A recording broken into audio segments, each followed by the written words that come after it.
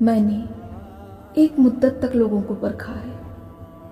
لوگ کبھی خوش نہیں ہوتے، نہ آپ کی خاموشی سے نہ آپ کی گفتگو سے. وہ چاہتے ہیں کہ آپ کے لبوں پر صرف اور صرف انہی کا ذکر رہے، آپ کا رابطہ صرف ان سے رہے.